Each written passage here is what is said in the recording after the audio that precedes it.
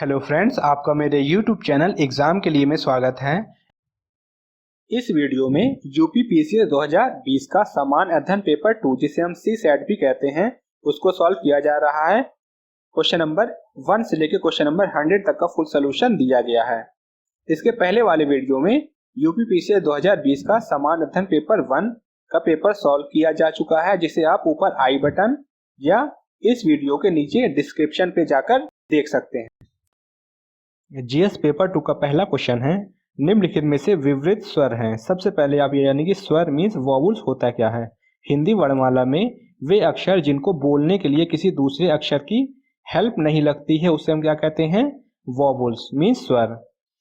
छोटा आ से लेके औ तक ये सब क्या है, वॉवल्स। ठीक है फ्रेंड। बोलने में लगने वाले समय के आधार पर स्वर को 3 भागों में बांटा गया है। पहला है हास्य स्वर।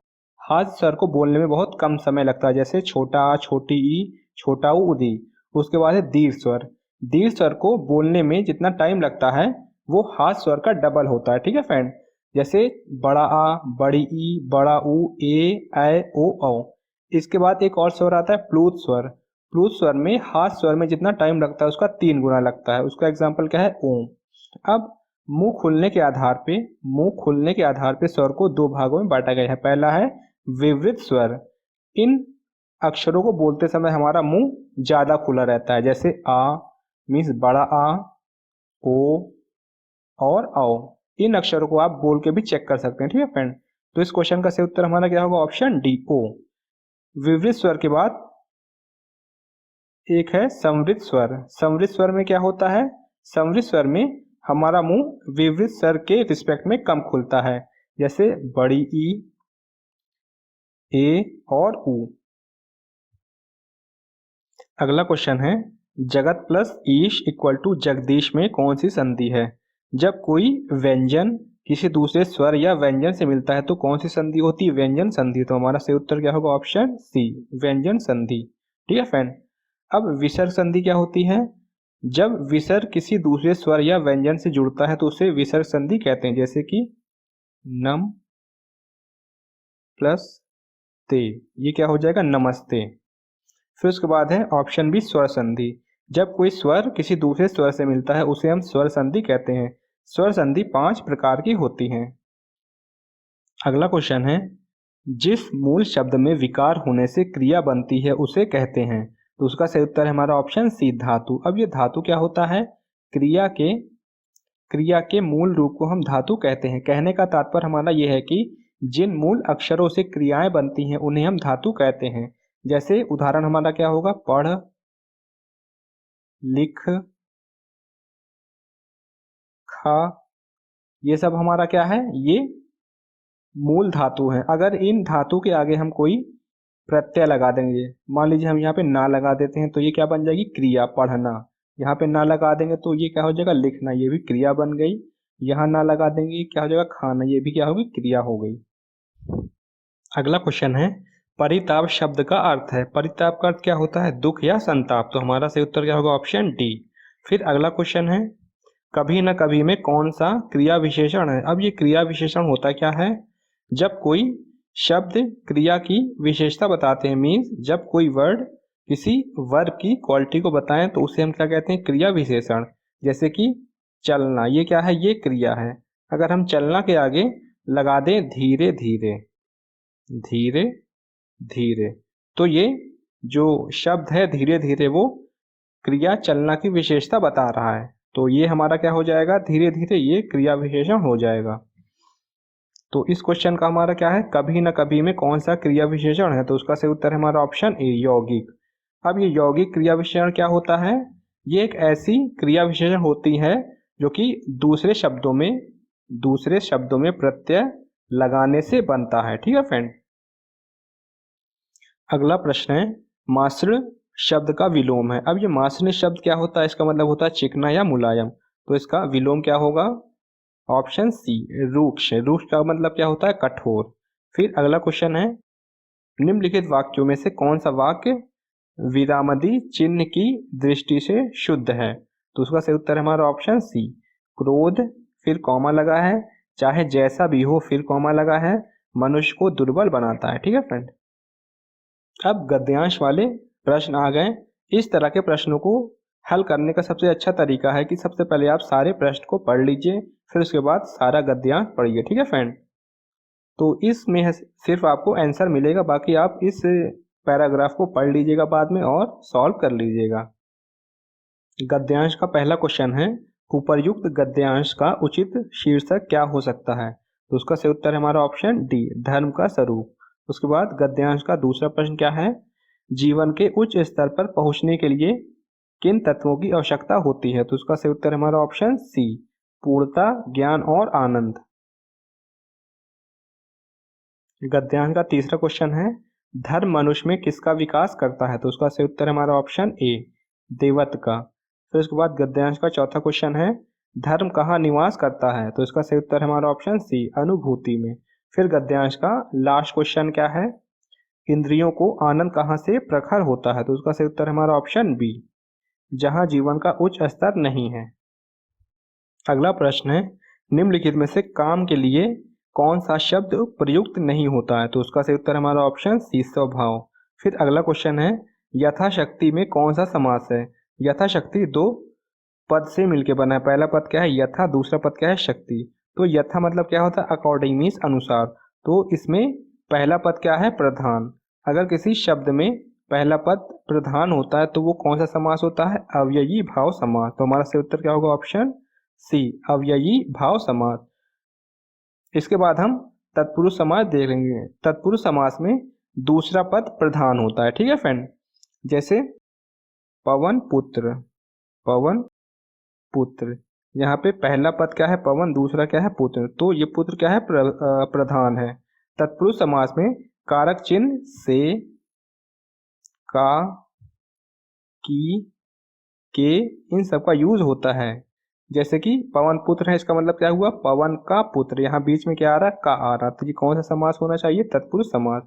इसके बाद कर्मधारय समास। कर्मधारय समास में क्या होता है, वह समास जिसके दोनों पक्ष या पद में उपमेय उपमान का संबंध होता है। जैसे महाराज, महाराज। ठीक है फ्रेंड, महाराज में अगर हम अलग अलग करें तो क्या हो जाएगा, महान राजा।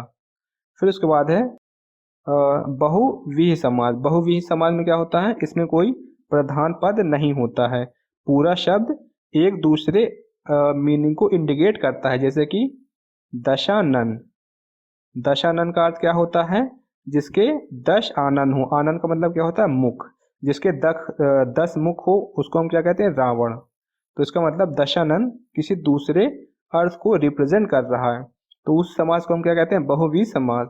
एक और उदाहरण क्या होगा, गजानन। गजानन मीन्स गज के समान। गज क्या है, हाथी। तो गज के समान कौन होता है, गणेश भगवान जी। मतलब गजानन किसी दूसरे अर्थ को दिखा रहा है, गणेश भगवान को। तो ये कौन समास होगा, बहुव्रीहि समास। इसके बाद है द्विगु समास। द्विगु समास में पहला पद एक संख्या के रूप में होता है। जैसे चौराहा, चौराहा।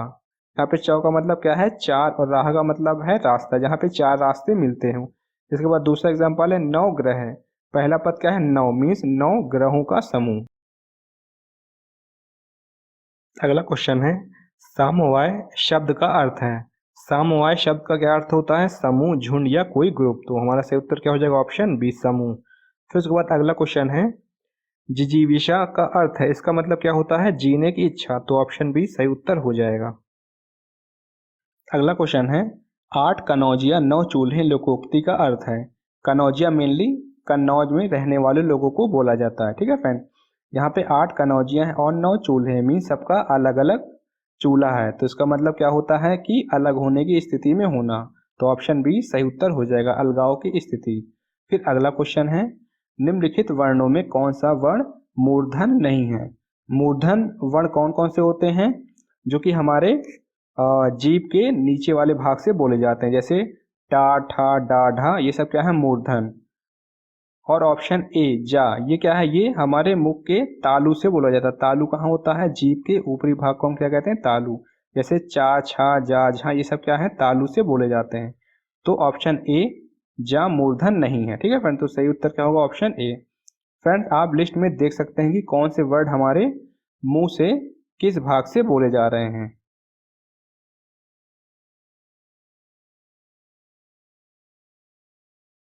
अगला क्वेश्चन है, निम्नलिखित हिंदी वर्णों में से आयोग वह कौन सा वर्ण है? तो उसका सही उत्तर हमारा ऑप्शन बी, अंग और आहा। आयोग वह स्वर क्या होते हैं? जो कि अनुस्वर, अनुस्वर ये वाला होता है, और विसर्ग, विसर्ग ये वाला होता है। ठीक है फ्रेंड, इसे हम क्या कहते हैं? आयोग व, क्योंकि ये ना तो स्वर में आते हैं ना ही व्यंजन में। फिर अगला क्वेश्चन है, पुरुषवाची सर्वनामों के विषय में दिए गए निम्नलिखित कथनों में से कौन सा कथन सही नहीं है? तो उसका सही उत्तर है हमारा ऑप्शन सी, संबंध कारक में मैं का सही रूप में मेरे को होता है। यहाँ पे मेरे को नहीं होता, क्या होता है? मेरा। तो इसलिए ये क्या है? गलत है। तो इसलिए सही उत्तर हमारा क्या होगा? ऑप्शन। यहाँ से आपके जनरल इंग्लिश के क्वेश्चन शुरू हो रहे हैं। सबसे पहले पैराग्राफ वाले क्वेश्चन आ गए। इसमें भी आपको वही रूल फॉलो करना है। सबसे पहले सारे क्वेश्चन रीड करने हैं, उसके बाद पूरा पैराग्राफ केयरफुली रीड करना है, उसके बाद क्वेश्चन को सॉल्व करना है। ठीक है फ्रेंड, इसमें आपको आंसर दिए गए हैं। क्वेश्चन नंबर 21 का क्या आंसर है? इसका आंसर है ऑप्शन बी। फिर क्वेश्चन नंबर 22 का आंसर क्या है? इसका आंसर है ऑप्शन बी। फिर क्वेश्चन नंबर 23 का आंसर क्या है? इसका आंसर है ऑप्शन डी। 24 का आंसर क्या है? इसका आंसर है ऑप्शन ए। और पैराग्राफ के लास्ट क्वेश्चन का आंसर क्या है? इसका आंसर है ऑप्शन सी। नेक्स्ट क्वेश्चन है, व्हाइट एलिफेंट मीन्स, सफेद हाथी का मतलब क्या होता है? बहुत खर्चीला होना। तो हमारा सही आंसर क्या होगा? Option B, an uneconomical possession. ठीक है फ्रेंड। फिर नेक्स्ट क्वेश्चन है, choose the correct conjunction from the following option to complete the sentence. Conjunction क्या होता है?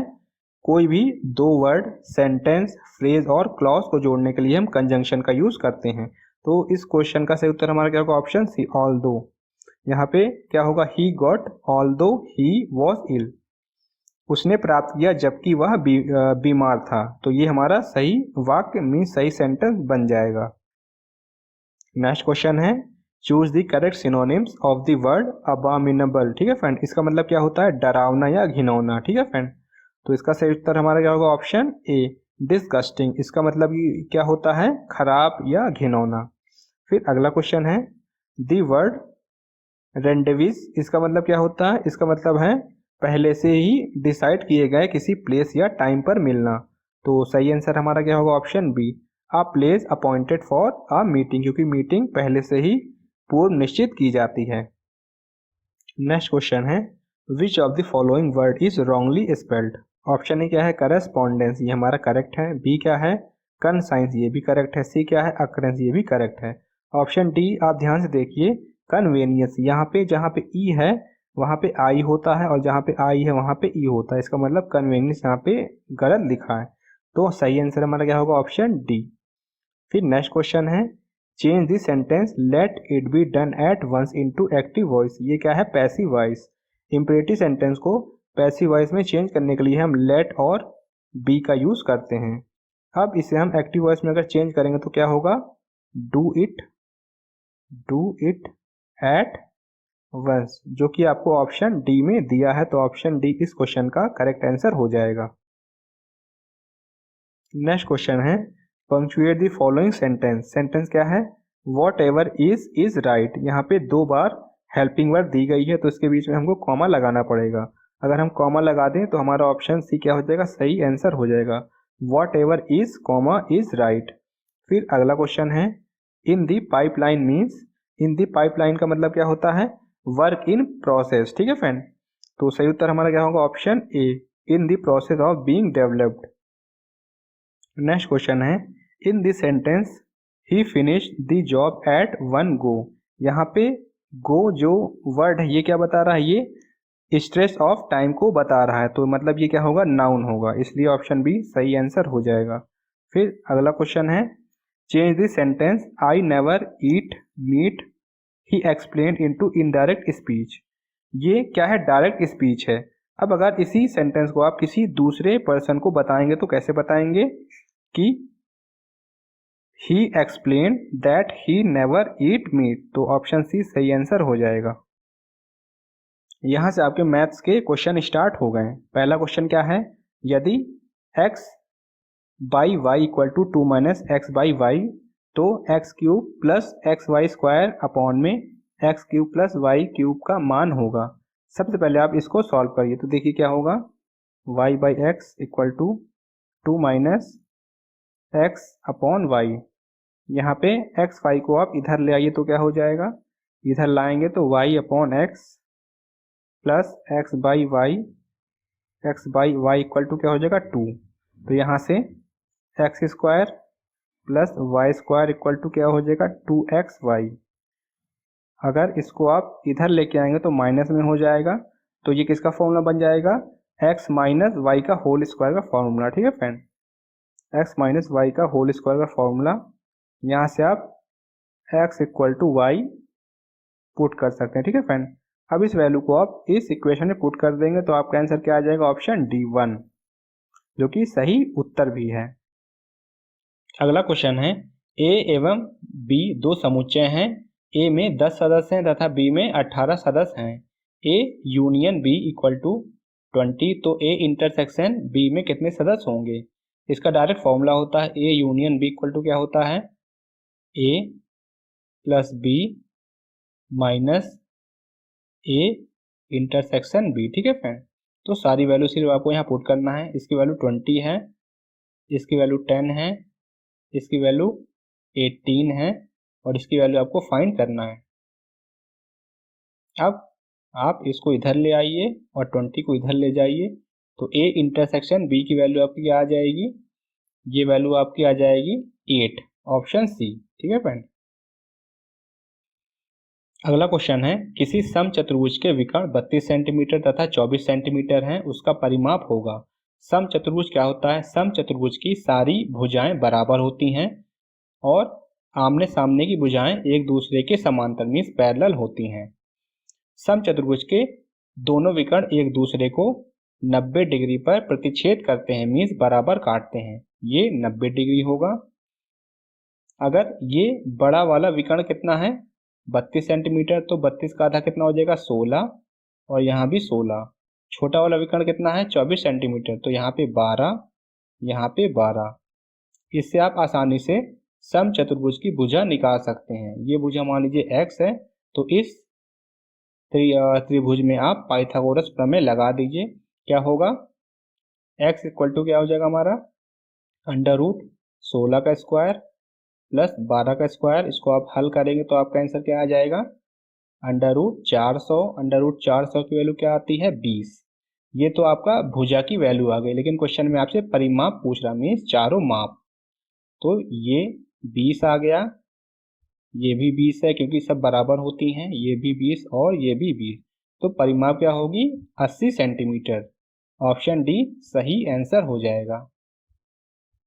अगला क्वेश्चन है, दो चर y एवं x निम्नलिखित प्रकार से संबंधित है। y equal to 5x plus 4, यदि x का समानांतर माध्य कितना है 10 है तो y का समानांतर माध्य होगा। Two variables y and x are related as y equal to 5x plus 4. The arithmetic mean of x equal to 10.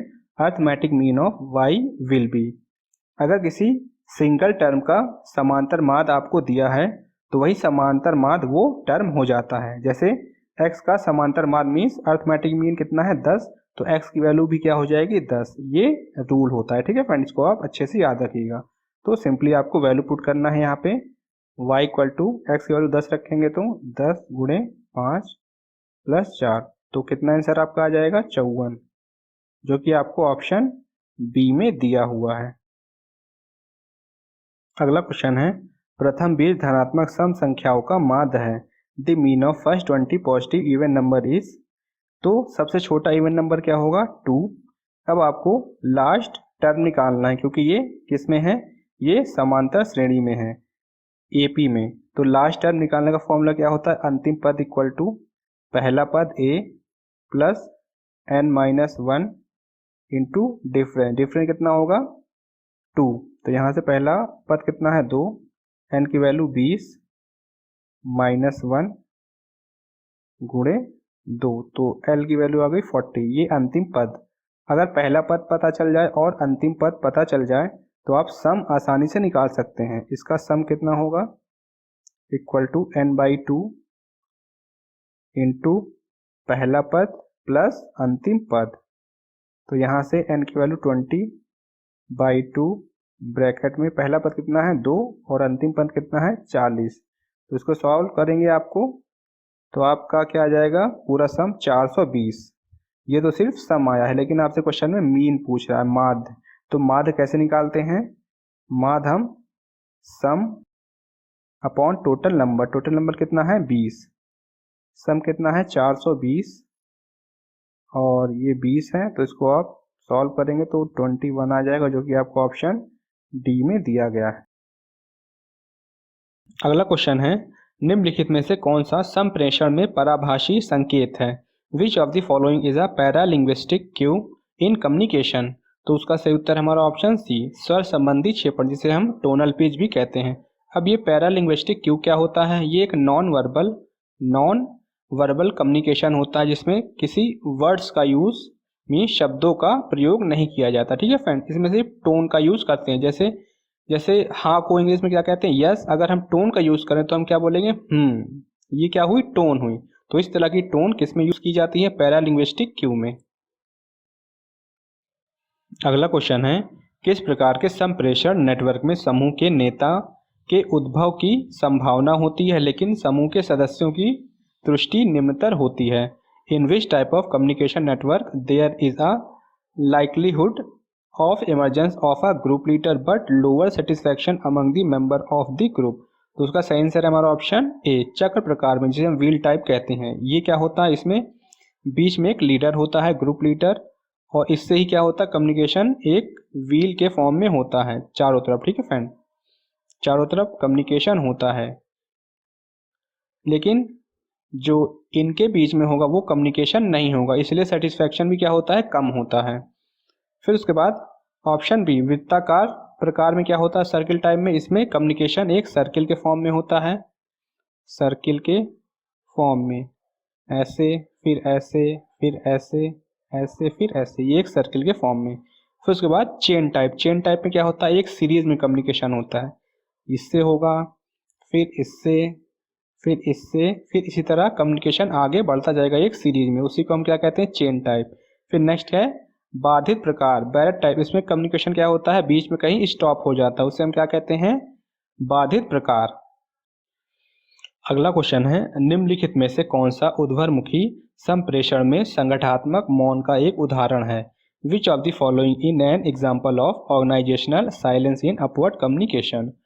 अब ये organisational silence in upward communication क्या होता है, जब कोई कर्मचारी या एम्प्लॉय किसी भी इंफॉर्मेशन या ओपिनियन को अपने ऑर्गेनाइजेशन में संगठन के साथ शेयर नहीं करता है या उस इंफॉर्मेशन को गलत तरीके से पेश करता है, तो उसे हम क्या कहते हैं, organisational silence in upward communication.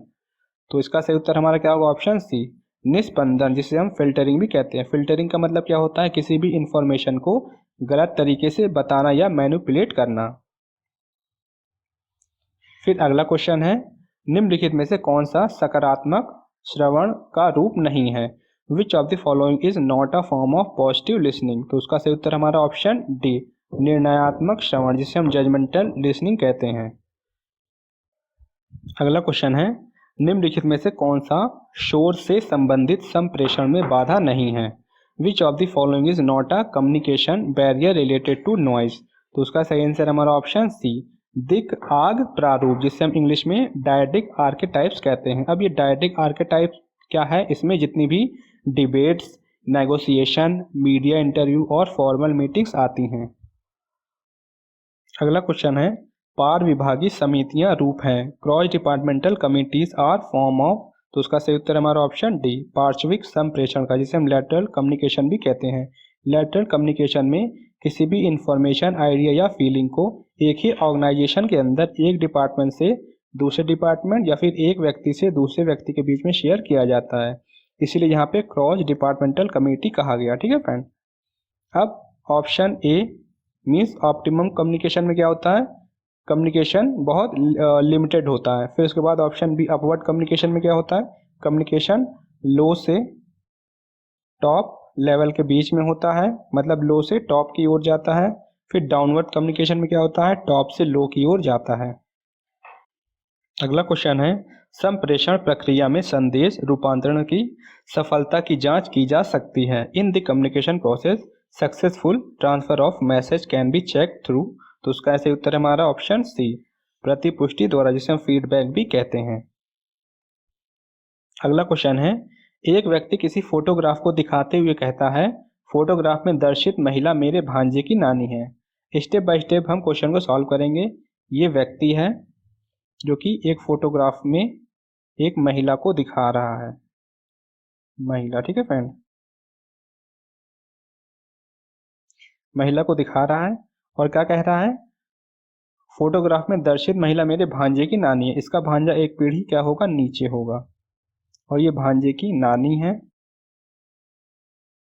फिर क्वेश्चन में क्या कह रहा है, फोटोग्राफ में इस महिला की उस व्यक्ति की बहन से क्या संबंध है, मतलब इस व्यक्ति की बहन सेम पीढ़ी होगा, बहन सेम पीढ़ी है, सेम पीढ़ी है। फिर उसके बाद कह रहा है जिसकी कोई अन्य बहन नहीं है, सिर्फ एक ही बहन है, ये इसका भांजा है, तो ऑटोमेटिक ये इसकी क्या होगी, मदर होगी, क्योंकि भांजे की नानी ये है, तो इसका मतलब क्या हुआ, ये इस व्यक्ति की क्या होंगी, माँ होगी। ठीक है फ्रेंड, तो इस क्वेश्चन का सही उत्तर हमारा क्या होगा, ऑप्शन सी। अगला क्वेश्चन है, निम्नलिखित में से सही विकल्प का चयन कीजिए। इस तरह के क्वेश्चन में जो संबंध इन दोनों के बीच में होता है वही संबंध इस चिन्ह के बाद इन दोनों के बीच में होना चाहिए, तभी क्वेश्चन आपका सही होगा। तो यहाँ पे प्रशांत, यहाँ पे महासागर, प्रशांत क्या है, एक महासागर है, इसका मतलब जो यहाँ पे होगा वो क्या होना चाहिए, द्वीप होना चाहिए, एक आइसलैंड होना चाहिए। तो ऑप्शन ए ग्रीनलैंड, वो क्या है, एक आइसलैंड है, इसलिए ऑप्शन ए इस क्वेश्चन का सही उत्तर होगा। फिर अगला क्वेश्चन है, निम्नलिखित को तार्किक क्रम में व्यवस्थित कीजिए। इसको आप कैसे अरेंज करेंगे, सबसे पहले आपका घास आएगा, घास को कौन खाता है, टिड्ढा, तो उसके बाद तीसरा, फिर टिड्ढा को कौन खाता है, मेढक, फिर 1, मेढक को कौन खाएगा, सांप, 4, फिर सांप को कौन खाएगा, बाज, 2। ठीक है फ्रेंड, 5 3 1 4 2, तो सही उत्तर हमारा क्या होगा, ऑप्शन सी। अगला क्वेश्चन है, निम्नलिखित आकृति में त्रिभुजों की संख्या ज्ञात कीजिए, मीन्स कितने ट्रायंगल हैं वो आपको फाइंड करना है। सबसे पहले आप सबसे बड़ा ट्रायंगल लेंगे, बड़ा ट्रायंगल क्या होगा, ये वाला 1। फिर उसके बाद इससे छोटा कौन सा ट्रायंगल होगा, इससे छोटा देखिए ये वाला, ये ये ये और ये कितने हैं, 4। फिर उससे छोटा क्या होगा, उससे छोटा देखिए एक ये है, एक ये है, एक ये है, एक ये है, फिर ये है, ये कितने हो गए, 6। फिर सबसे छोटा ट्रायंगल, सबसे छोटा क्या होगा, सबसे छोटा ट्रायंगल ये वाला, ये ये फिर ये कितने हैं, ये भी 4 हैं। तो सबको जोड़ देंगे, आपका आंसर आ जाएगा, कितना आ जाएगा, देखिए 6 4 10 4 14 1 15, तो सही उत्तर आपका क्या होगा, ऑप्शन डी, 15 त्रिभुज है। अगला क्वेश्चन है, एक बंदर 12 मीटर ऊंचे चिकने खंबे पर चढ़ता है। पहले मिनट वह 2 मीटर चढ़ता है और अगले मिनट 1 मीटर नीचे फिसल जाता है। इस तरह वह कितने समय में खंबे के शीर्ष पर पहुंच जाएगा।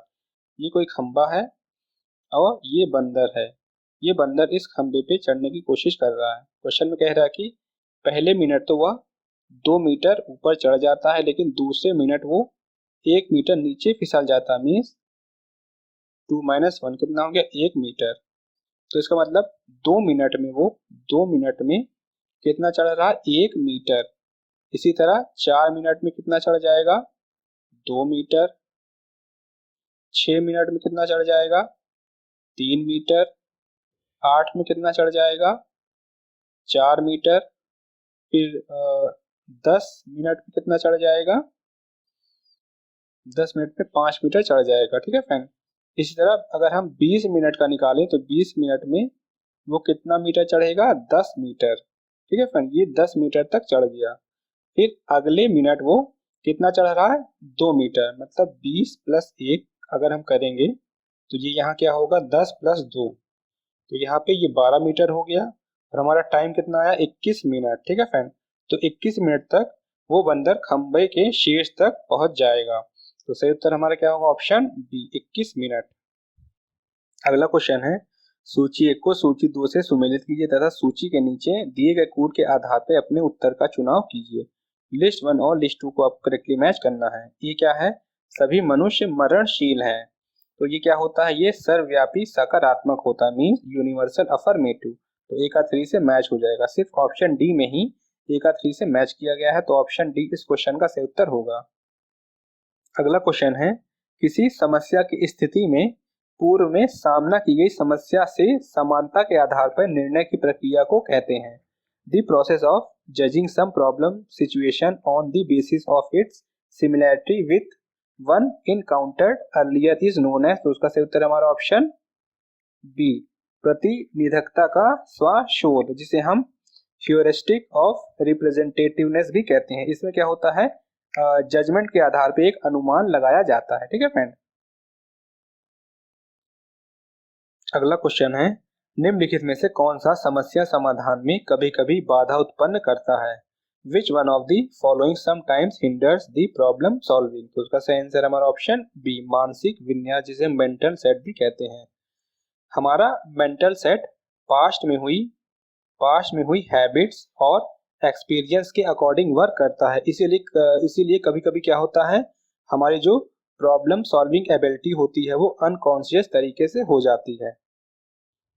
अगला क्वेश्चन है, निम्नलिखित निर्णयन शैली में से किसमें लंबा समय लगता है? Which of the following decision making style takes longer time. तो उसका सही उत्तर हमारा ऑप्शन ए विश्लेषणात्मक शैली, जिसे हम एनालिटिक स्टाइल भी कहते हैं, क्योंकि एनालिटिक स्टाइल में किसी भी डाटा को हम केयरफुली चेक करते हैं, इसलिए टाइम ज्यादा लगता है। ठीक है फ्रेंड। इसके बाद ऑप्शन बी क्या है? बिहेवियरल स्टाइल्स में क्या होता है? टास्क से ज्यादा इंपॉर्टेंट क्या रहता है? रिश्ते रहते हैं। फिर उसके बाद डायरेक्टिव स्टाइल, इसमें क्या होता है? इसमें क्विक डिसीजन थिंकिंग होती है, मतलब टाइम कम लगता है। फिर उसके बाद तो कुछ है ही नहीं। ठीक है फ्रेंड। तो इस क्वेश्चन का सही उत्तर हमारा क्या है? Option A. अगला क्वेश्चन है, एक वृत्त चित्र में विभिन्न वृत्त खंडों के अनुपात समानुपाती होता है। The proportion of various sectors in pie chart is directly proportional to. ये कोई सर्किल है, वृत्त है, इसको हम वृत्त खंड में अगर डिवाइड कर लेंगे कई पार्ट में, तो ये किसके समानुपाती होता है? ये क्वेश्चन में आपसे पूछ रहा है। ये वृत्त खंड नंबर 1, ये वृत्त खंड नंबर 2 और ये वृत्त खंड नंबर 3। ठीक है फ्रेंड, इसे हम पाई चार्ट भी कहते हैं। तो यहाँ पे जो एंगल बनेगा, ये एंगल बनेगा, उस पे क्या होगा? उसी पे वृत्त खंड निर्भर करेगा। ठीक है फ्रेंड। तो हमारा सही उत्तर क्या होगा? ऑप्शन बी वृत्त खंडों के कोणों के आधार पे क्या होता है? वो समानुपाती होता है। अगला क्वेश्चन है, प्रेक्षणों, ये आपको प्रेक्षण दिए गए हैं और आपसे क्वेश्चन में क्या पूछ रहा है? बहुलक। बहुलक का मतलब क्या होता है? जो बहुत बार रिपीट होता है, इसे हम इंग्लिश में क्या कहते हैं? मोड। तो यहाँ पे सबसे ज्यादा रिपीट क्या हुआ है? 16। देखिए, एक बार यहाँ है, फिर यहाँ है, फिर यहाँ, यहाँ और यहाँ, मतलब 4 बार 16 है। तो इस क्वेश्चन का सही उत्तर हमारा क्या होगा? Option C. फिर अगला क्वेश्चन है, किसके निराकरण में परिभाषा की प्रमुख उपयोगिता है? The principal use of definition is to eliminate. Definition का यूज हम कब करते हैं? जब हमको किसी के बारे में सही से पता ना हो। ठीक है फ्रेंड, मतलब जो संदिग्ध हो। तो सही उत्तर हमारा क्या होगा? ऑप्शन डी संदिग्धता में, मीन्स एम्बिग्विटी में। अगला क्वेश्चन है, किसी वैध मानक आकार का निरपेक्ष न्याय वाक्य निष्कर्ष विशिष्ट हो एवं दोनों आधार वाक्य सर्वव्यापी हो तो उसमें तर्क दोष निहित होगा। Any valid standard form of categorical syllogism with a particular conclusion and two universal premises will commit the fallacy of. तो उसका सही उत्तर हमारा ऑप्शन बी एग्जिस्टेंशियल फैलेसी। अब ये एग्जिस्टेंशियल फैलेसी, जिसे हम हिंदी में सत्तात्मक तर्क दोष कहते हैं, ये है क्या? ये एक फॉर्मल लॉजिकल फैलेसी है, जिसमें कि क्या होता है? कोई मतलब एज्यूम किया जाता है, अनुमान लगाया जाता है कि दोनों चीजें सही हैं। ठीक है फ्रेंड। अगला क्वेश्चन है, निम्नलिखित श्रृंखला, ये आपको एक सीरीज दी गई है और आपसे क्या पूछ रहा है? में लुप्त संख्या है। यहाँ पे आपको कौन सी मिसिंग नंबर है वो फाइंड करना है। तो सबसे पहले आप देखिए, यहाँ पे 60 है, अगर 60 गुणे 3 करेंगे तो हमारा क्या आएगा? 180। फिर अगर हम 180 को 2 से भाग देंगे तो हमारा क्या आ जाएगा 90। ठीक है फ्रेंड, 90 आ जाएगा। फिर अगर 90 को हम फिर से 3 से गुणा करें तो क्या आएगा 270। तो मतलब सीरीज ऐसे ही चल रही है। फिर 270 को अगर हम 2 से भाग दे दें तो जो आगे वाला टर्म है वो आ जाएगा, कितना आएगा 135। ठीक है फ्रेंड, जो कि आपको ऑप्शन डी में दिया गया है। तो ऑप्शन डी इस क्वेश्चन का सही आंसर होगा। अगला क्वेश्चन है, पिता की आयु उसके पुत्रों की आयु की योग की दुगनी है, ये प्रेजेंट में है।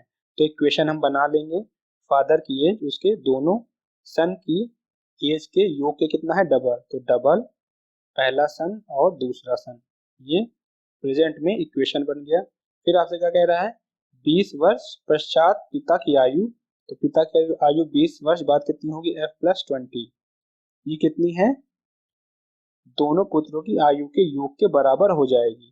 तो दोनों पुत्रों की आयु कितनी होगी S1 प्लस S2, लेकिन 20 साल बढ़ जाएगी। तो पहला पुत्र का 20 साल और दूसरे पुत्र का 20 साल। ठीक है फ्रेंड, अब ये सिंपली इक्वेशन है, तो इसको सॉल्व कर लेंगे तो आपको क्या बचेगा S1 प्लस S2 प्लस 20।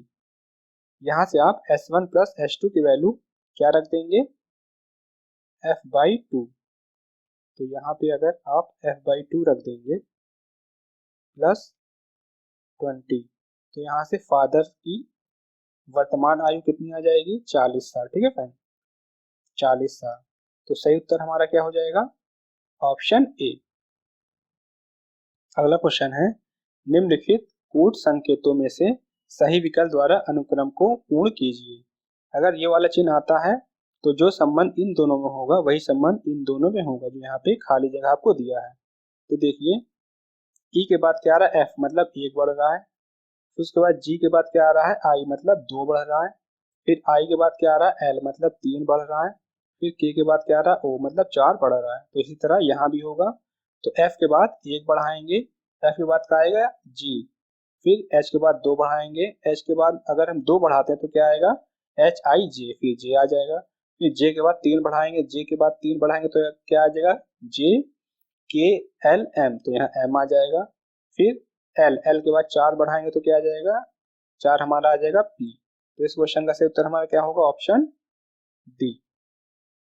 अगला क्वेश्चन है, निम्नलिखित में से कितने ऐसे 4 हैं जिनके पहले 7 हैं लेकिन बाद में 3 नहीं है। तो सबसे पहले आप 4 ढूंढिए कहाँ कहाँ है, एक यहाँ है, यहाँ यहाँ यहाँ और यहाँ।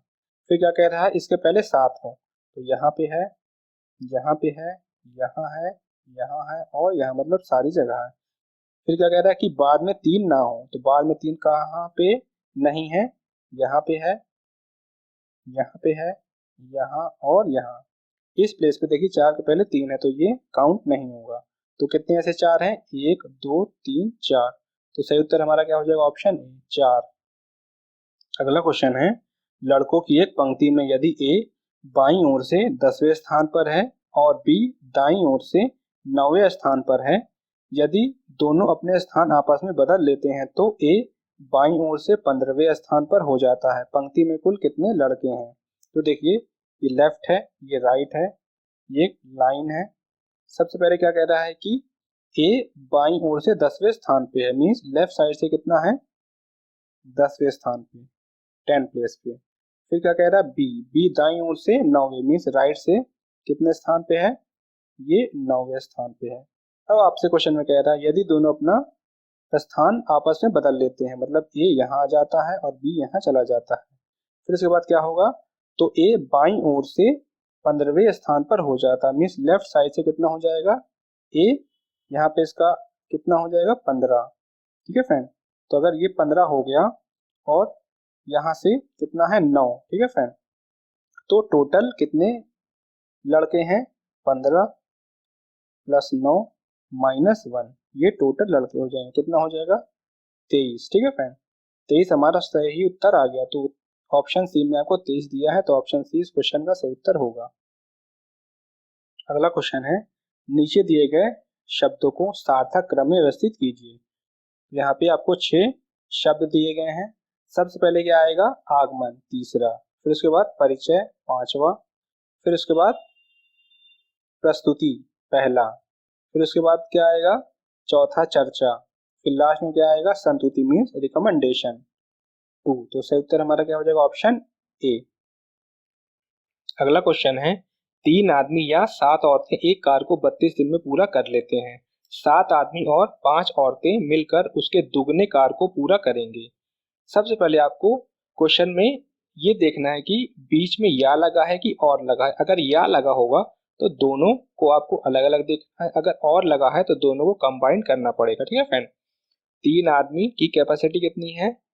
7 औरतों के बराबर। ठीक है फ्रेंड, 7 वीमेन। ये कार को कितने दिन में पूरा करे? 32 दिन में। तो टोटल वर्क हम मैन के फॉर्म में निकालेंगे, आदमी के टर्म में निकालेंगे। तो टोटल वर्क कितना हो जाएगा? 3 मैन इंटू 32। ये हमारा टोटल वर्क हो गया। अब आपसे पूछ रहा है 7 आदमी और 5 औरतें। यहाँ पे प्लस हम क्यों लगाएं? क्योंकि बीच में और लगा हुआ है।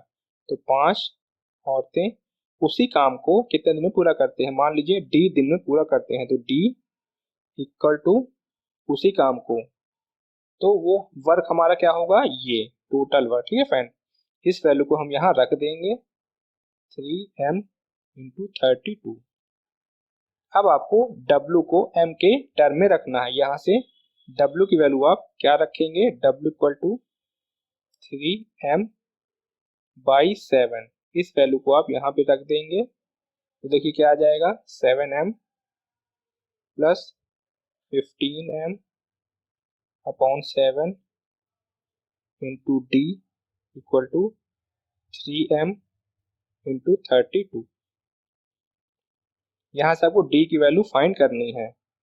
ये सिंपली कैलकुलेशन है, इसको आप सॉल्व कर लेंगे तो आपका वैल्यू क्या आ जाएगी? यहाँ से 64m अपॉन में 7 into d equal to 3m into 32। m से m कट जाएगा, 32 फिर 2 बार जाएगा। यहाँ से d की वैल्यू आपकी क्या जाएगी? 21/2।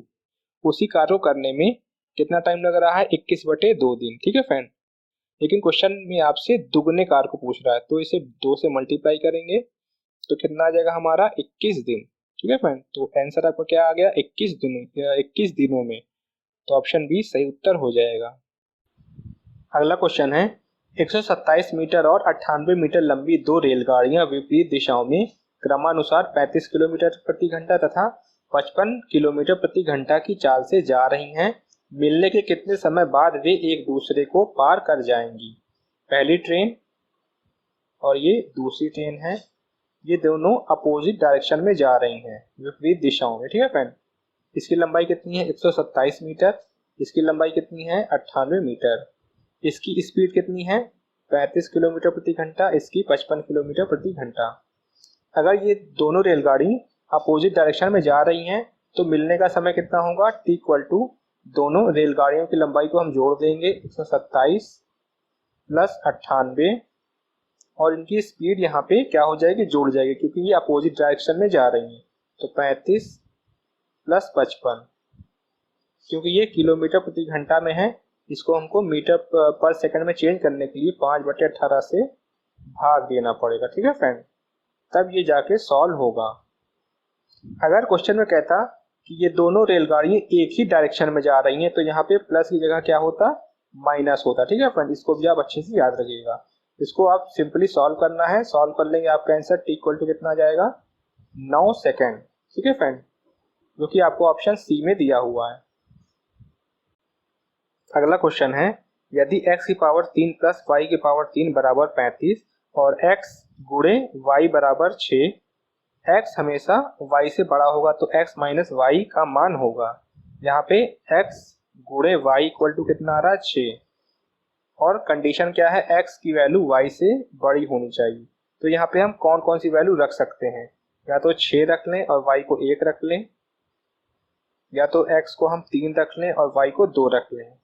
अब इन दोनों वैल्यू को आपको यहाँ पे रख के चेक करना है कि ये सेटिस्फाई कर रहा है कि नहीं। सबसे पहले 6 और 1 हम रखेंगे। अगर x की वैल्यू 6 रख दें तो 6 का क्यूब प्लस 1 का क्यूब, ये तो 35 से ज़्यादा हो जाएगा, लेकिन इसलिए ये गलत है।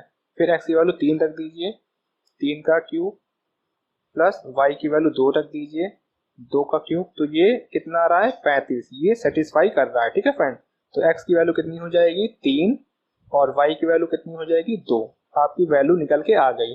अब आपसे क्वेश्चन में क्या पूछ रहा है x माइनस वाई, तो x माइनस वाई कितना होगा 3 माइनस 2, कितना आ गया 1, तो 1 आपका सही उत्तर हो जाएगा, जो कि आपको ऑप्शन ए में दिया हुआ है।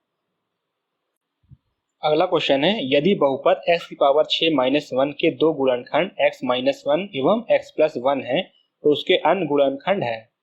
इसको आप पहले सिंपली सॉल्व करेंगे। x की पावर 6 माइनस 1, इसको आप ब्रेक कर लीजिए, x की पावर 3 का स्क्वायर माइनस 1 का स्क्वायर, क्योंकि 1 का अगर हम स्क्वायर करेंगे तो 1 ही रहेगा। तो यहाँ से देखिए ए स्क्वायर माइनस बी स्क्वायर की वैल्यू क्या होती है A plus B into A minus B, तो X cube plus 1 into x cube minus 1।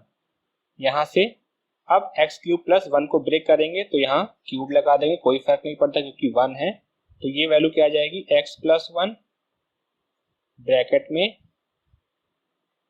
X square फिर प्लस 1 स्क्वायर माइनस एक्स, फिर इसको ब्रेक करेंगे तो ये क्या होगा x माइनस 1 ब्रैकेट में एक्स स्क्वायर प्लस 1 फिर प्लस x। तो यहाँ पे आपको क्वेश्चन में ये दे रखा है कि x प्लस 1 और x माइनस 1 ये गुणनखंड दिए हैं, तो बाकी के गुणनखंड पूछ रहा है। तो बाकी गुणनखंड क्या होंगे x square plus 1 minus x और x square plus 1 plus x, जो कि आपको ऑप्शन सी में दिया गया है। ठीक है फ्रेंड, अगला क्वेश्चन है, एक आयताकार खेत की लंबाई 112 मीटर तथा चौड़ाई 62 मीटर है। पढ़ने के साथ साथ हम चित्र भी बना लेंगे। लंबाई 112 मीटर और चौड़ाई 62 मीटर है। फिर आपसे क्वेश्चन में क्या कह रहा है, 6 मीटर किनारे का एक घनाकार टैंक खेत के चारों कोनों पर खोदे गए। 6 मीटर लंबाई और 6 मीटर चौड़ाई का क्या खोदा गया, एक घन टैंक। ठीक है फ्रेंड, जिसका आयतन कैसा है एक घन की तरह है। फिर आपसे क्वेश्चन क्या कह रहा है, और जो मिट्टी हटाई गई उसे बचे खेत पर समतल बिछा दिया गया। इस घन से जो मिट्टी निकली चारों से उसे खेत में ही बिछा दिया गया। अगर मिट्टी को हम खेत में बिछाएंगे तो खेत की ऊंचाई बढ़ जाएगी। तो बस आपसे क्वेश्चन में वही ऊंचाई पूछ रहा है। क्या पूछ रहा है, खेत का स्तर में बढ़त हुआ। ठीक है फ्रेंड, तो सबसे पहले आप चारों घन का आयतन निकाल लेंगे, जो कि मिट्टी का आयतन होगा। घन का आयतन कितना होता है भुजा का क्यूब, तो ये एक घन का कितना हो जाएगा 216, क्योंकि क्वेश्चन में 4 है तो 4 गुणे 216, ये हमारा कितना आ जाएगा 864 मीटर क्यूब। ठीक है फ्रेंड, ये मिट्टी का आयतन हो आ गया जो कि खेत पे बिछाई गई है। अब हमको ये वाला एरिया फाइंड करना है, ये वाला, तभी हम इसका आयतन निकाल के हाइट निकाल सकते हैं, कितना स्तर बढ़ा हुआ है। इसका एरिया कैसे निकालेंगे, पहले टोटल ले लेंगे 112 गुणे 62, फिर इन चारों को हमको घटाना होगा तभी एरिया निकलेगा।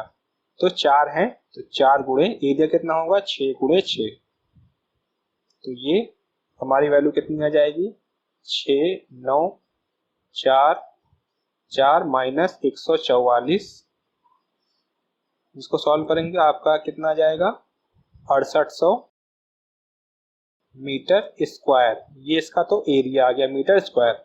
इसको आयतन में कैसे कन्वर्ट करेंगे, इसमें जो स्तर है उसका मल्टीप्लाई कर देंगे 6800 गुणे h, ये आ गया आपका मीटर क्यूब में।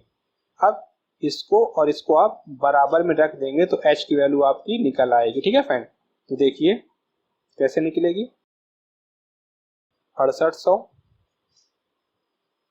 गुणे h बराबर 864, तो h की वैल्यू 864 अपॉन में 6800, ये क्या है ये मीटर में, लेकिन क्वेश्चन का जो ऑप्शन है सब सेंटीमीटर में, तो सेंटीमीटर में कैसे चेंज करेंगे 100 से गुणा कर देंगे, ये कट जाएगा, इसको आप काटेंगे तो आपका आंसर क्या आ जाएगा 12.7 सेंटीमीटर, जो कि आपको ऑप्शन सी में दिया गया। ठीक है फ्रेंड, अगला क्वेश्चन है, किसी धातु के एक ठोस गोले की त्रिज्या 3 सेंटीमीटर है, इससे 4 मिलीमीटर व्यास का कितना लंबा तार खींचा जा सकता है। यहाँ पे त्रिज्या सेंटीमीटर में है, यहाँ पे मिलीमीटर में है। आपको दोनों को एक में ही बदलना पड़ेगा तभी क्वेश्चन सॉल्व होगा। तो अगर हम ठोस गोले को तार में चेंज करेंगे तो दोनों का आयतन क्या होगा, बराबर होगा।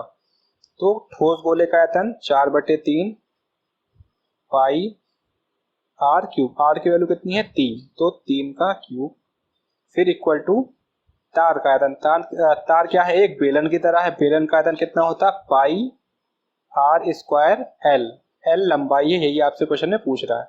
यहाँ पाई रेडियस की वैल्यू, क्योंकि व्यास कितना है 4 मिलीमीटर, तो रेडियस कितना होगा 2 मिलीमीटर, ये मिलीमीटर में, इसको सेंटीमीटर में चेंज करने के लिए 10 से भाग देना पड़ेगा, बटे 10, आर स्क्वायर होता है तो इसका भी स्क्वायर करेंगे इंटू एल। ठीक है फ्रेंड, इसको आप सॉल्व करेंगे, पाई से पाई कट जाएगा, 1 3 से 1 3 ये कट जाएगा, यहाँ पे 9 बचेगा, फिर 4 गुणे 9 बराबर 2 का स्क्वायर 4, 10 का स्क्वायर 100 गुणे एल, 4 से 4 कट गया, तो एल की वैल्यू आपकी कितनी आ गई 900 सेंटीमीटर। लेकिन क्वेश्चन में आपसे मीटर में पूछ रहा है तो मीटर में बदलेंगे, 100 से भाग देना पड़ेगा, ये कितना आ जाएगा 9 मीटर। तो लंबाई कितनी आ गई 9 मीटर, यही आपका उत्तर है जो कि आपको ऑप्शन बी में दिया हुआ है। अगला प्रश्न है, 17 अभ्यर्थी किसी परीक्षा में सम्मिलित हुए हैं। जो अभ्यर्थी परीक्षा में असफल हुए उनके प्राप्तांक 10, 9, 6, 7, 8, 8, 7, 5, 4, 6 हैं। सभी 17 अभ्यर्थियों के प्राप्तांक की माध्यिका है। क्योंकि 17 क्या है, ये ऑड नंबर है, तो इसका मीडियन हम कैसे निकालते हैं, n+1/2। n की वैल्यू कितनी है 17, 17 + 1/2, ये हमारा क्या आ गया 9, जो कि आपको ऑप्शन सी में दिया गया। ठीक है फ्रेंड, अगला क्वेश्चन है, संगठनात्मक संप्रेषण में निम्नलिखित में से कौन सा अंतर व्यक्तित्व अवरोध नहीं है। Which of the following is not an interpersonal barrier in organisational communication. तो उसका सही उत्तर है ऑप्शन ए, प्रजाति केंद्रितता, जिसे हम इथनोसेंट्रिज्म कहते हैं। अब ये इथनोसेंट्रिज्म क्या होता है, जब कोई पर्सन खुद को दूसरे पर्सन से बड़ा समझता है, मीन्स दूसरे कल्चर से खुद को सुपीरियर समझने के टेंडेंसी को हम क्या कहते हैं, इथनोसेंट्रिज्म। अगला क्वेश्चन है, संप्रेषण निष्कपटता का उच्चतम अंश पाया जाता है। Highest degree of communication openness is found in. अब ये कम्युनिकेशन ओपननेस क्या होता है, इसमें ये होता है कि आपस में बातचीत करने में आसानी होती है। इसका मतलब क्या हुआ, ease of talking to each other, तो वो किस में होना चाहिए, ऑप्शन बी, मेटा संप्रेषण में, जिसे हम मेटा कम्युनिकेशन कहते हैं। ये मेटा कम्युनिकेशन क्या होता है, मेटा कम्युनिकेशन वर्बल और नॉन वर्बल कम्युनिकेशन होता है, जिसमें दूसरों को अपनी बात समझाने में ज्यादा एफर्ट, ज्यादा मेहनत करना पड़ता है। ठीक है फ्रेंड, इसलिए हमारा सही उत्तर क्या होगा, ऑप्शन बी। अब ऑप्शन ए, इनफॉर्मल कम्युनिकेशन क्या होता है, ये नॉर्मली बातचीत जो हम करते हैं उसे हम इनफॉर्मल कहते हैं। फॉर्मल किसे कहेंगे, जो ऑफिस में बातचीत होती है। उसके बाद ऑप्शन सी, डायरेक्ट कम्युनिकेशन, ये क्या होता है, इसमें फेस टू फेस बात होती है, कोई भी हिडन मैसेज नहीं होता। फिर उसके बाद ऑप्शन डी, इनडायरेक्ट कम्युनिकेशन। अब ये इनडायरेक्ट कम्युनिकेशन क्या होता है, ये facial expression, gesture of, tone of voice के साथ कम्युनिकेशन किया जाता है, इसमें हिडन मैसेज होने के चांसेस हो सकते हैं। अगला क्वेश्चन है, निम्नलिखित में से कौन सा व्यवहार सहकर्मियों के शाब्दिक अपशब्द को तितर बितर करने में सर्वाधिक उपयुक्त है। Which one of the following behavior is the most appropriate for diffusing verbal abuse of coworkers. तो उसका सही उत्तर है हमारा ऑप्शन सी, हानिकारक भाषा को स्वीकार करने से इनकार। अगर हम उसको इग्नोर करेंगे तो वो ऑटोमेटिक कुछ देर बाद क्या हो जाएगा, चुप हो जाएगा। ठीक है फ्रेंड, इसलिए सही उत्तर क्या होगा, ऑप्शन सी। अगला क्वेश्चन है, समीप मीन्स प्रॉक्सिमिक्स संबंधित है। प्रॉक्सिमिक्स होता क्या है, स्पेस और डिस्टेंस कैसे कम्युनिकेशन को इन्फ्लुएंस करते हैं, उसे हम क्या कहते हैं, प्रॉक्सिमिक्स। इसमें क्या होती है, इशारे में बातचीत होती है। तो सही उत्तर हमारा क्या हो जाएगा, ऑप्शन डी, अशाब्दिक संप्रेषण से, जिसे हम नॉन वर्बल कम्युनिकेशन कहते हैं, मतलब बिना बोले बातचीत करना। अगला क्वेश्चन है, प्रभावी अंतर वैयक्तिक संप्रेषण का मुख्य तत्व है। The key element for effective interpersonal communication is. Interpersonal communication क्या होता है? जब दो पर्सन्स के बीच में बात होती है उससे हम क्या कहते हैं? Inter personal communication. और एक होता है इंट्रा पर्सनल। ठीक है फ्रेंड, इंट्रा पर्सनल, इसमें व्यक्ति खुद से बात करता है। ठीक है फ्रेंड, तो इसका सही उत्तर हमारा क्या होगा? ऑप्शन सी, सक्रिय श्रवण, जिसे हम एक्टिव लिसनिंग भी कहते हैं। अगला क्वेश्चन है, निम्नलिखित में से कौन सा संगठनात्मक पारिस्थितिकी से संबंधित है? Which one of the following is related with organisational ecology. ये क्वेश्चन इससे पहले भी पूछा है, लेकिन इस क्वेश्चन में थोड़ा लैंग्वेज चेंज किया है, तो आंसर हमारा वही होगा। क्या होगा? Lateral communication. लेटरल कम्युनिकेशन में क्या होता है? इसमें ऑर्गेनाइजेशन के अंदर ही कम्युनिकेशन होता है। ठीक है फ्रेंड, तो सही उत्तर ऑप्शन सी। इसके बाद हम देखेंगे ऑप्शन ए, सेंट्रलाइज कम्युनिकेशन। इसमें क्या होता है? किसी एक निश्चित प्लेस से ही सारा कम्युनिकेशन होता है। ठीक है फ्रेंड, फिर उसके बाद है अपवर्ड कम्युनिकेशन। इसमें बॉटम से टॉप पर कम्युनिकेशन होता है। सबसे बॉटम में क्या होगा? वर्कर होगा, फिर सुपरवाइजर, उसके ऊपर क्या होगा? मैनेजर, फिर मैनेजर के ऊपर क्या होगा? General manager. ठीक है फ्रेंड, फिर नेक्स्ट है ऑप्शन डी, डाउनवर्ड कम्युनिकेशन। अगर ये कम्युनिकेशन रिवर्स हो जाए तो उसे हम क्या कहते हैं? Downward communication. अगला क्वेश्चन है, किसी परीक्षा में उत्तीर्ण हुए लोगों में स्मिता का ऊपर से स्थान 16वां तथा नीचे से 29वां था। 6 छात्रों ने परीक्षा छोड़ दिया और 5 छात्र उसमें अनुत्तीर्ण रहे। कक्षा में कुल कितने छात्र थे? सबसे पहले 6 छात्र जो कि छोड़ दिए और 5 छात्र जो कि फेल हो गए। कितना हो गया ये? 11। यहाँ से 11। अब स्मिता का ऊपर से टॉप से कितना प्लेस है? ये 16वां है और बॉटम से कितना है? 29 है। तो टोटल जो स्टूडेंट पास हुए हैं वो कितने होंगे? 29 प्लस 16 माइनस 1, ये कितना आ गया? 44। ठीक है फ्रेंड, 44 आ गया जो कि पास हुए हैं। अब 44 में 11 जोड़ देंगे तो हमारा टोटल कितना आ जाएगा? टोटल हमारा 55 आ जाएगा। ठीक है फ्रेंड, तो कक्षा में कुल 55 छात्र थे, तो ऑप्शन डी सही उत्तर होगा। अगला क्वेश्चन है, रवि ने पूर्व की ओर चलना प्रारंभ किया। पढ़ने के साथ साथ हम फिगर भी बनाएंगे। ये सेंटर है, रवि पूर्व की तरफ जा रहा है। 1 किलोमीटर चलने के उपरांत वह दक्षिण की तरफ मुड़ जाता है और 5 किलोमीटर चलता है। ये 1 किलोमीटर चला, फिर दक्षिण की तरफ मुड़ गया। कितना चला? 5 किलोमीटर। पुनः वह पूर्व की तरफ मुड़ता है और 2 किलोमीटर चलता है। पूर्व तरफ मुड़ा और 2 किलोमीटर चला। फिर अंतिम बार वह उत्तर की तरफ मुड़ता है और 9 किलोमीटर चलता है। 9 किलोमीटर चलेगा, तो यहाँ से यहाँ तक कितना है? 5 है और यहाँ से यहाँ तक 4 है। टोटल कितना हो गया? 9 किलोमीटर। अब आपसे क्या पूछ रहा है? अपने प्रारंभिक बिंदु से वह कितनी दूरी पे है?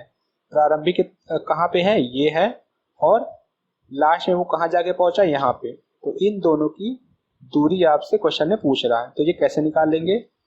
इसकी दूरी कितनी है? 4, और इसकी दूरी कितनी है? देखिए, ये 2 है, ये 1 है, 2 और 1 3, ये 3 हो गया टोटल। तो पाइथागोरस से डायरेक्ट 4 स्क्वायर प्लस 3 स्क्वायर कितना आ गया हमारा? 5। ठीक है फ्रेंड, 5 किलोमीटर, जो कि आपको ऑप्शन बी में दिया हुआ है।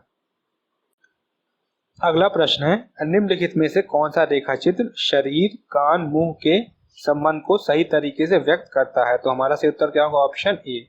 सबसे पहले शरीर, शरीर में हमारा मुंह है, फिर मुंह में कान है, तो शरीर, मुंह, फिर कान, इसलिए ये सही होगा। बहुत से लोगों ने इस क्वेश्चन का ऑप्शन सी टिक किया था, जो कि गलत है। ठीक है फ्रेंड, अगला प्रश्न है, 4 पुरुष ABCD एवं 4 महिलाएं WXYZ एक मेज के चारों तरफ एक दूसरे की तरफ मुंह किए बैठे हैं।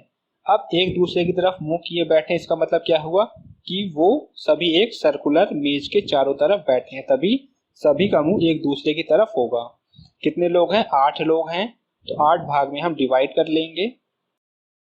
ये डिवाइड हो गया 8 भाग में। पहली कंडीशन क्या है? कोई भी 2 पुरुष अथवा महिला साथ साथ नहीं बैठेंगे। अब पुरुष महिला को हम अलग अलग बांट लेंगे। ये मान लीजिए ये महिला की सीट है, ठीक है फ्रेंड, ये वाली। फिर इसके बाद दूसरी कंडीशन क्या है? W B के दाहिनी तरफ बैठी है, बी हम कहीं भी ले सकते हैं, मान लीजिए यहाँ ले लेंगे तो डब्ल्यू कहाँ होगा, दाहिनी तरफ मीन्स राइट में, ये डब्ल्यू आ गया। फिर दूसरी कंडीशन क्या है, वाई एक्स के सामने तथा ए के बाईं तरफ बैठी। अब वाई एक्स के सामने है तो वाई हम कहाँ ले सकते हैं, यही ले सकते हैं, ठीक है फ्रेंड। या तो यहाँ ले लें या तो यहाँ ले लें, क्योंकि यहाँ नहीं ले सकते हैं क्योंकि इसके सामने क्या हो जाएगा, फिर डब्ल्यू आ जाएगा। तो हम यहाँ पे एक्स ले लेंगे और यहाँ पे वाई ले लेंगे, तभी वो दोनों एक दूसरे के सामने होंगे, ठीक है फ्रेंड। तथा ए के बाईं तरफ बैठी है और ए क्या है इसके लेफ्ट में, तो ए हम यहाँ लेंगे, ए यहाँ आ गया। फिर लास्ट कंडीशन क्या है, सी जेड के दाहिनी तरफ बैठा है। सी कहाँ है, वो जेड के राइट में है।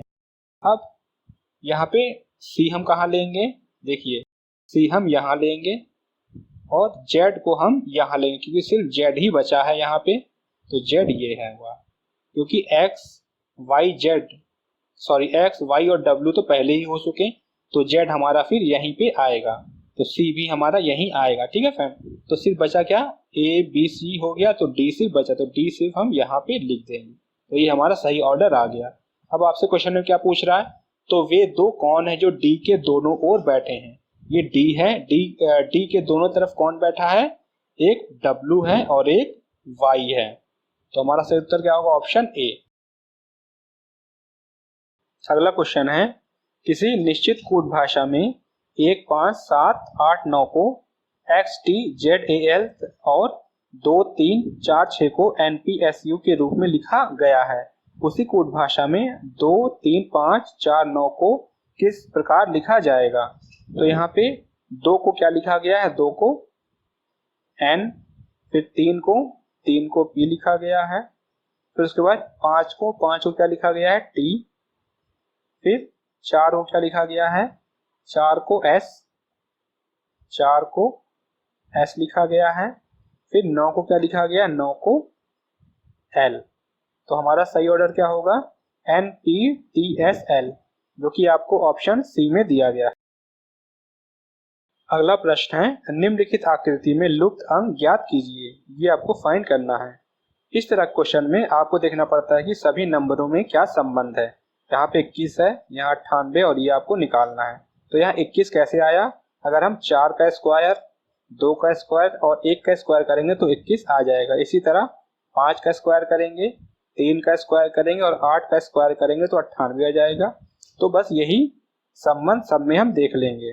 तो यहाँ पे 6 का स्क्वायर 36, 7 का स्क्वायर 49 और 3 का स्क्वायर 9। इन तीनों को हम जोड़ेंगे तो हमारा क्या आ जाएगा, 94। तो 94 सही उत्तर आ जाएगा, ठीक है फ्रेंड, जो कि आपको ऑप्शन ए में दिया गया है। अगला क्वेश्चन है, निर्णय लेने के संदर्भ में फ्रेमिंग प्रभाव निम्नलिखित में से किसका उल्लेख करता है। Which one of the following refers to the framing effect in the context of decision making. तो उसका सही आंसर हमारा ऑप्शन ए, विकल्पों की प्रस्तुति का ढंग विकल्प के चयन को प्रभावित करता है। The way in the which option are presented influence the selection of option, ठीक है फ्रेंड। अगला क्वेश्चन है, किसी उच्च संसक्त समूह के सदस्यों के समालोचनात्मक मूल्यांकन परक निर्णयन क्षमताओं के नष्ट हो जाने की प्रवृत्ति कहलाती है। The tendency of members in a highly cohesive group to lose critical evaluative decision making capabilities is called. तो उसका सही उत्तर हमारा ऑप्शन ए, समूह सोच, जिसे हम ग्रुप थिंक भी कहते हैं। ग्रुप थिंक में बिना जांचे परखे एक दूसरे को फॉलो किया जाता है। आपने भेड़ वाली कहानी सुनी होगी कि एक भेड़ अगर खाई से कूद रही है तो उसका देखा देखी और भेड़ भी खाई से कूद जाती है, ठीक है फ्रेंड। इसके बाद ऑप्शन बी क्या है, असर्टिवनेस। ये क्या होता है, ये एक पॉजिटिव वे होता है जिसमें लोग एक दूसरे के हक के लिए खड़े रहते हैं, मीन्स स्टैंड लेते हैं। फिर ऑप्शन सी क्या है, ग्रुप पोलराइजेशन। ये क्या होता है, किसी ग्रुप में सबका अलग अलग ओपिनियन होना, उसको हम क्या कहते हैं, ग्रुप पोलराइजेशन। फिर उसके बाद ऑप्शन डी, कॉग्निटिव डिसोनेंस। ये क्या होता है, ये एक मेंटल कॉन्फ्लिक्ट होता है जिसमें दूसरे के बिहेवियर और बिलीफ को अलग देखा जाता है, ठीक है फ्रेंड। अगला क्वेश्चन है, निर्णयन की वह शैली जो सभी को प्रसन्न रखने से अत्यधिक संबंधित है कही जाती है। The decision making style that overly concern with keeping everyone happy is called. तो उसका सही उत्तर है हमारा ऑप्शन सी, व्यवहार परक शैली, जिसे हम बिहेवियरल स्टाइल भी कहते हैं। इसमें दूसरों को मोटिवेट किया जाता है। फिर अगला क्वेश्चन है, निम्नलिखित में से कौन सा निर्णय के परिणामों की संभाव्यता के अनुमान का नियम नहीं है। Which one of the following is not a rule for estimating the likelihood of outcomes of any decision. तो उसका सही उत्तर हमारा ऑप्शन है उपयोगिता का आकलन, जिसे हम एसेसिंग यूटिलिटी भी कहते हैं। फिर अगला क्वेश्चन है, वैध मानक आकार के निरपेक्ष न्याय वाक्य में यदि मुख्य पद निष्कर्ष में व्याप्त है तो उसे व्याप्त होना होगा in a valid standard form of categorical syllogism if predicate term is distributed in the conclusion then it must be distributed. तो उसका सही उत्तर हमारा क्या होगा, ऑप्शन सी, मुख्य आधार वाक्य मीन्स इन मेजर प्रीमिसेस। अगला क्वेश्चन है, प्रसंभाव्यता गुण है probability of N attribute of. तो उसका सही उत्तर हमारा ऑप्शन ए, आगमनात्मक युक्ति का, जिसे हम एन इंडक्टिव आर्गुमेंट भी कहते हैं। फिर अगला क्वेश्चन है, निम्नलिखित में से किन निर्णयकर्ताओं में समस्याओं के सृजनात्मक समाधान खोजने की अच्छी प्रवृत्ति पाई जाती है। Which of the following decision makers are tend to be good at discovering creative solution to the problem. तो उसका सही उत्तर हमारा ऑप्शन सी, संप्रत्यात्मक शैली के निर्णयकर्ताओं में, जिन्हें हम कॉन्सेप्चुअल स्टाइल डिसीजन मेकर्स भी कहते हैं। अगला क्वेश्चन है, यदि ए बी की बहन है, क्वेश्चन पढ़ने के साथ साथ हम ट्री भी बना लेंगे। ए बी मतलब सेम जनरेशन में है, ए क्या है, वो फीमेल है, तो ए माइनस और बी के बारे में हमें कुछ पता नहीं है। फिर उसके बाद सी बी की माँ है, अब सी बी की माँ है, सी फीमेल है तो माइनस। फिर उसके बाद डी सी का पिता है, ये डी पिता है तो प्लस मेल है। फिर उसके बाद ई डी की माँ है, फिर और ऊपर जाएगा ई, ये माइनस, तो ये फीमेल है, ये भी फीमेल है, ये भी फीमेल है, सिर्फ यही डी क्या है वो मेल है, जो कि क्वेश्चन के हिसाब से है। अब आपसे क्वेश्चन में क्या पूछ रहा है, तब ए का डी से क्या संबंध है, ए और डी का क्या संबंध होगा। तो ए क्या है वो फीमेल है, डी क्या है मेल है, तो ए क्या होगी पोती होगी डी की। तो सही उत्तर हमारा क्या होगा option D, sorry option B.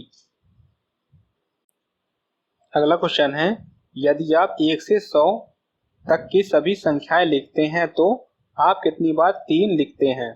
तो देखिए सबसे पहले 3, फिर 13, 23, फिर उसके बाद 30, 31, 32, 33, यहाँ पे 3 2 बार है, 33 से लेकर 39 तक हो जाएगा। फिर उसके बाद 43, 53, 63, 73, 83 और 93, इन सभी को आप अगर गिनेंगे तो कितना हो जाएगा 20। तो हमारा सही उत्तर क्या होगा ऑप्शन ए 20। अगला क्वेश्चन है, प्रश्न चिन्ह के स्थान में कौन सी संख्या आएगी। यहाँ पे कौन सा नंबर आएगा ये आपको बताना है। सबसे पहले आपको रिलेशन देखना पड़ेगा, 7 से 18 है, फिर 18 से 40 है, फिर ये निकालना है, फिर 172 है, फिर 172 है, 348 है। अब 7 से 18 कितना हो रहा है, डिफरेंस कितना है 11 का, फिर 18 से 40 कितना है 22 का। मतलब इसका कहने का मतलब क्या हो रहा है कि यहाँ पे डबल का इंक्रीज हो रहा है। अब 11 से 22 है, फिर अगर हम 22 गुणे 2 करेंगे 44, अगर 40 में ऐड कर देंगे तो कितना आ जाएगा 84। अब इसे हम चेक भी कर सकते हैं, यहाँ पे अगर 84 लिख दें तो यहाँ पे 44 था तो 84 आया। अब 44 का अगर डबल करेंगे तो हमारा 172 आना चाहिए, तब ये आंसर हमारा सही रहेगा। अब 44 गुणे 2 मतलब 88। अब 84 में हम अगर 88 जोड़ देंगे तो देखिए क्या आ जाएगा 8 4 12, 8 8 16 17, मतलब हमारा आंसर क्या है ये सही है, 84 सही उत्तर है, तो ऑप्शन बी सही आंसर हो जाएगा। अगला क्वेश्चन है, शब्दों के विषम युग्म को चुनिए। ऑप्शन ए क्या है आयतन, आयतन को हम किस में नापते हैं लीटर में। फिर उसके बाद ऑप्शन सी क्या है लंबाई, लंबाई को किस में नापते हैं मीटर में। फिर ऑप्शन डी अवरोध, अवरोध को किस में नापते हैं? ओम में। फिर ऑप्शन डी दाब, दाब को किस में नापते हैं हम? पास्कल में। ठीक है फ्रेंड, पास्कल में। लेकिन आपको ऑप्शन में क्या दिया? बैरोमीटर। तो ये क्या है? विषम है, इसलिए सही उत्तर क्या होगा हमारा? Option B. अगला क्वेश्चन है, निम्नलिखित कथनों को पढ़िए। पहला स्टेटमेंट क्या है? रमा सोनम से बड़ी है, तो रमा ऊपर सोनम नीचे। फिर उसके बाद दूसरा स्टेटमेंट क्या है? पूनम रमा से उम्र में बड़ी है, तो पूनम सबसे ऊपर हो जाएगी। फिर तीसरा क्या है? सोनम पूनम से उम्र में बड़ी है, सोनम पूनम से उम्र में बड़ी है। यदि पहले दो कथन सत्य हैं, मीन्स ये और ये करेक्ट हैं, तो ये हमारा सही होगा। तो तीसरा कथन है, तीसरा कथन क्या है? सोनम पूनम से बड़ी है, लेकिन पहले कथन के अकॉर्डिंग ये हमारा सही है, तो इसलिए तीसरा क्या होगा हमारा? गलत हो जाएगा, ऑप्शन सी असत्य। अगला क्वेश्चन है, निम्नलिखित श्रृंखला को सही विकल्प द्वारा पूर्ण कीजिए। ये सीरीज दी गई है, इस सीरीज में दो सीरीज हैं। पहली सीरीज 3, 6, 18 और जो आपसे पूछ रहा है दूसरी सीरीज क्या है? 2, 8 और 40। तो हमको अब पहली सीरीज देखना है, 3, 6, 18 और आपसे ये फिल इन द ब्लैंक पूछ रहा है। तो 3 के बाद 6 आ रहा है, अगर 3 गुणे 2 कर दें तो 6 आ जाएगा। फिर अगर हम 6 गुणे 3 कर दें तो 18 आ जाएगा। तो इस तरह हमारी सीरीज चल रही है। तो अगली सीरीज क्या होगी? 18 गुणे 4, तो ये क्या आ जाएगा? 72। तो 72 सही उत्तर हो जाएगा, ऑप्शन सी। अगला क्वेश्चन है, एक दुकानदार किसी वस्तु का मूल्य उसके क्रय मूल्य से 20% अधिक अंकित करता है। ये क्रय मूल्य है मीन्स कॉस्ट प्राइस, और ये क्या है? Market price. आप मान लीजिए कि उसका क्रय मूल्य है 100, तो 100 रुपए से वो 20% अधिक अंकित करता है, तो यहाँ पे क्या हो जाएगा? 120। फिर क्या है? वह अंकित मूल्य पर कुछ छूट देता है और 8% लाभ कमाता है, तो ऊपर क्या होगा? Selling price. सेलिंग प्राइस में वो कुछ छूट दे के 8% लाभ कमाएगा, तो ये 8% किससे देखा जाएगा? कॉस्ट प्राइस से। कॉस्ट प्राइस से ही लाभ हानि को देखा जाता है, तो इसका 8% बढ़ा के लिखेंगे तो कितना होगा? 108। तो सेलिंग प्राइस 108 है और मार्केट प्राइस 120 है, तो छूट की दर हम आसानी से निकाल लेंगे। इन दोनों का अंतर कितना है? 12, और मार्केट प्राइस कितना है? 120 इंटू 100%। निकालने के लिए ये कट गया, ये कट गया, तो कितना बचा? 10%। तो 10% क्या आ गया हमारा? वो उसने छूट दिया, तो ऑप्शन बी सही आंसर हो जाएगा। क्वेश्चन नंबर 100 और इस वीडियो का लास्ट क्वेश्चन है, यदि प्लस का अर्थ भागे, माइनस का अर्थ गुणा, गुणा का अर्थ प्लस और भाग का अर्थ माइनस है, तब 6 भागे 10 माइनस 4 गुणे 12 प्लस 6 की वैल्यू आपसे पूछ रहा है। मतलब 6 भागे 10 माइनस 4 गुणे 12 प्लस 6, इसको आपको चेंज करना है। प्लस का अर्थ क्या है? प्लस का है भागे, तो जहाँ प्लस होगा वहाँ भाग हम लगा देंगे। फिर उसके बाद माइनस का अर्थ क्या है? गुणा, यहाँ माइनस है तो गुणा हो जाएगा। फिर उसके बाद गुणा का अर्थ क्या है? प्लस, जहाँ गुणा है वो प्लस हो जाएगा। फिर उसके बाद भाग का अर्थ क्या है? माइनस, जहाँ भाग है वो माइनस हो जाएगा। और ये सब इसको ऐसे ही हम उतार देंगे, 6, 10, 4, 12 और 6, इसको आप सॉल्व कर लेंगे तो ये 2 आ जाएगा, प्लस गुणा आ जाएगा 40 माइनस 6, फिर इसको प्लस करेंगे। ठीक है फ्रेंड, ये कितना हो जाएगा? 8 माइनस 40 कितना आ जाएगा? माइनस 32, जो कि आपका सही उत्तर है। ठीक है फ्रेंड, तो ऑप्शन ए इस क्वेश्चन का सही आंसर होगा।